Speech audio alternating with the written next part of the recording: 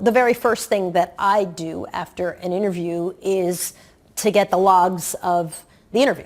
I want a stack of transcripts of every word that every single person that I interviewed said, and I want it with a time code so I know exactly what they said and how long it took for them to say it.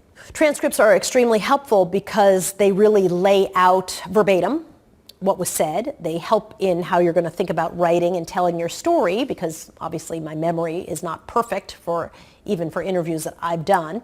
And also, I think as you start doing your rough draft, you can plunk in those chunks to make sure that your story is flowing in a way that makes sense. From that, then you get your B-roll. What are the stories, how do you connect those chunks of interview so that you actually have an interesting and compelling story? If you're doing a documentary, often you'll gather interviews and just sit there and think about that interview and where that takes you next. As we were doing our Biggie and Tupac story, we would finish an interview and think, oh, this person's really pointing us to talk to somebody else, and we would go and book that next interview. So it really kind of depends on the kind of story that you're telling and, frankly, the time pressure you're under. I also think you want to start with, again, depending on what kind of story you're telling, where you start that storytelling. Not everybody's story needs to begin, they were born in New Jersey in 1967. I mean, often for me, the most interesting way to get into a story is to jump into the story, to be in the middle of it. So if you're trying to tell a corporate story about the starting of a company, I think it's really, really boring to tell the story of the birth of the founder.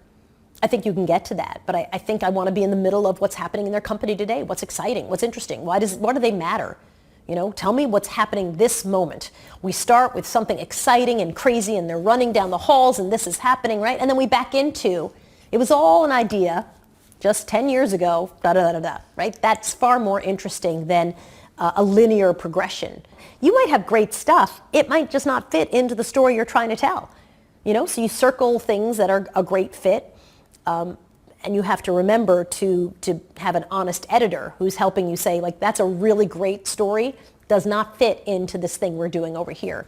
I think knowing the story that you're trying to tell is a very helpful guide for keeping even really, really great material out. Now, you might get to an interview where you thought the guy was going to say something else, and now you actually have a different story than the story you're trying to tell, which means you have to scrap the story you're trying to tell and you have to tell a new story. So that would be an exception to that rule. So if you're working for a large corporation, that large corporation spends lots of money already advertising their corporation. They're spending it in marketing, they're spending it in advertising, they're spending it every time they go out into the community. So I would say think about all of those things as distribution. Those are all opportunities to distribute your story. Before you even begin, you really need to be thinking about distribution. If something's going to live on social media, then creating a 90-minute documentary is going to be a complete waste of your time. It's just not, it's not going to work. If you are creating something to be distributed at a children's museum and you have profanity in it, it's never going to work. You have to know what you're creating before you even think about it. You have to know who you're creating the content for, or have a good idea before you even get to the creation of it, I think. I think that makes it a little more efficient. I think if you're a small business owner, same thing. I think if you're trying to tell your own corporate story or your own business story or your own entrepreneurial story, you have to think about who do you want to see the story? Who's your audience? At the end of the day, advertising and marketing, and even social media, is telling your story to an audience. So who are you trying to reach? Is it funders?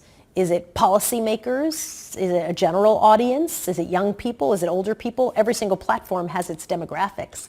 And once you know those demographics, you can say, oh, it's very important for my story to be on here because these are the kind of people we're going to be reaching.